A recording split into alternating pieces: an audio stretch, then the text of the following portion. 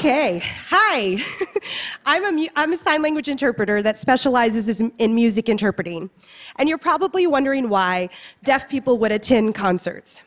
But actually, music is so much more than sound simply traveling through the ear. See, deaf people experience music just in a different way. For example, my friend Lisa, she cuts her hair a certain length so she feels the vibrations of sound and the music. And music has psychological effects on us. It invokes feelings of nostalgia, happiness, sadness, falling in love. It makes you have a feeling of connectedness. And unfortunately, deaf and hard of hearing people are excluded from these events because obtaining a sign language interpreter is so difficult and so overwhelming that they simply don't buy the tickets or they just give up. And this is not okay. We have to make everything accessible. So myself, I am a sign language interpreter. So what I have to do is I have to take music and bring it to life. In doing that, I become a bridge between the hearing world and the deaf world, making sure that I'm representing music and the artistry of what music represents. Now, this is a lot of work, okay? For a regular set that might be 12 songs, myself and a team, we have to study over 30 songs or more for one set and hope and pray we have the right set list. But you know what? You know what the reward is? Looking down in the audience and seeing deaf and hard of hearing members, all of those people dancing and jamming out and feeling included in that music experience. For myself, I'm a part of this cultural and linguistic community. And we all communicate in different ways. Some of us sign and voice, some of us just sign. But no one way is superior than the other. But you know what? Those with hearing loss face daily battles to communication access, and those barriers are put up daily for them. And music shouldn't be one of them. So along with Madame Gandhi and myself today, let's break down those barriers.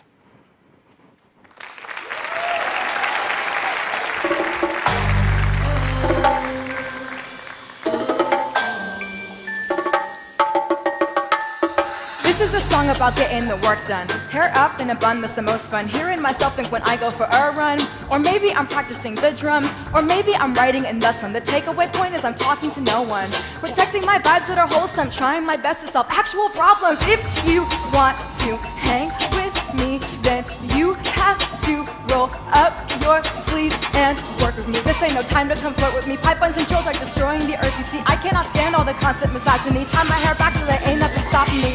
Top knot, turn up. It's a top knot, turn up. Top knot, turn up, turn up, turn up. About getting the work done. Top knot, turn up, turn up, turn up. It's a top knot, turn up. Top knot, turn up, ayy.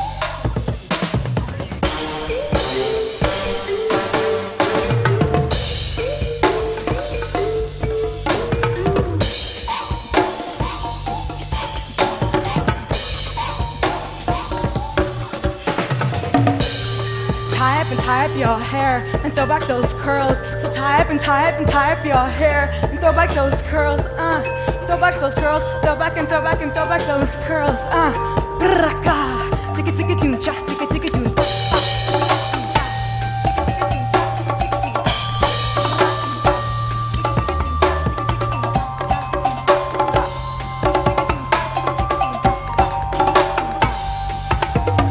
I turn off my phone's notifications so I have more time. No bubbles to trouble my clear state of mind. One thing to know, I'm not here to please. Hair tied back, I do it properly. My time is not your property when I'm productive like my ovaries. Hey, give a grown girl room to breathe. Basic rights and her liberty.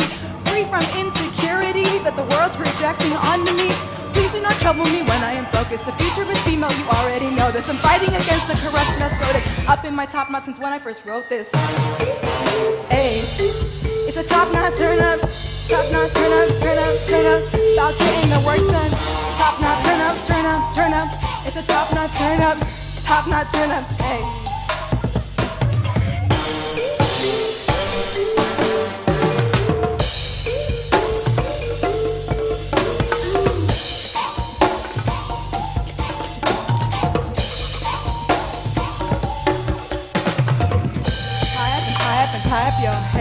Throw back those curls. Tie up and tie up and tie up your hair. Throw back those curls. Throw back those curls. Throw back and throw back and throw back those curls. Amber G. Top knot, turn on. Madame Gandhi.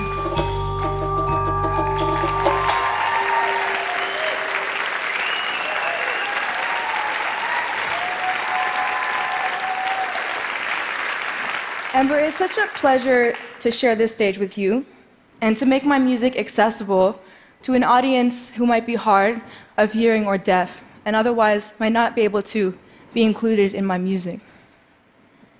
And it really wasn't until this collaboration that I had thought of the fact that though I work so much in diversity and inclusion, that my music may not be reaching as many people as it could be.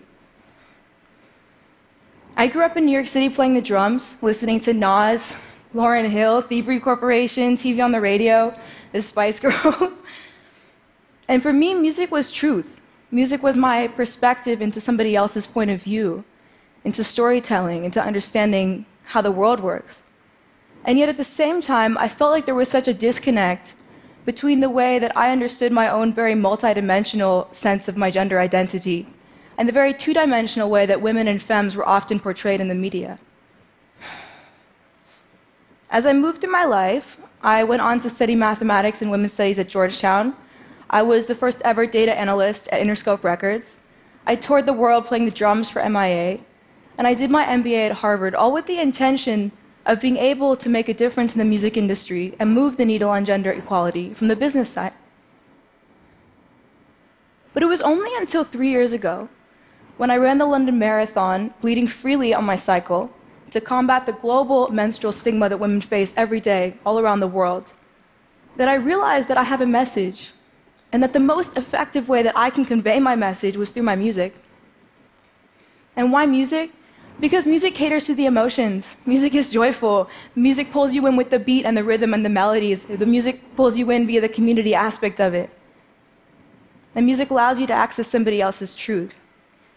In the music I listen to today, sometimes I'm like, wow, I love the rhythm so much, but the message is so misogynist, it's tough to work out to or run to or do whatever it is that I'm trying to do. I oftentimes say, I'm not here trying to turn up to the sound of my own oppression. You feel me? So I'm here to build the alternative instead. In my work, I talk often about the notion that the future is female, that we can actually look to the femme archetype and derive alternative styles of leadership that might encourage instead collaboration, emotional intelligence, and building a world that is linked and not ranked. And so for anyone watching or listening and experience this talk today, I encourage you to consider the blind spots in your work and what partnerships or collaborations you can do to be able to make your work have even greater of an impact. This next song is called Bad Habits, and it's about being an even better version of yourself.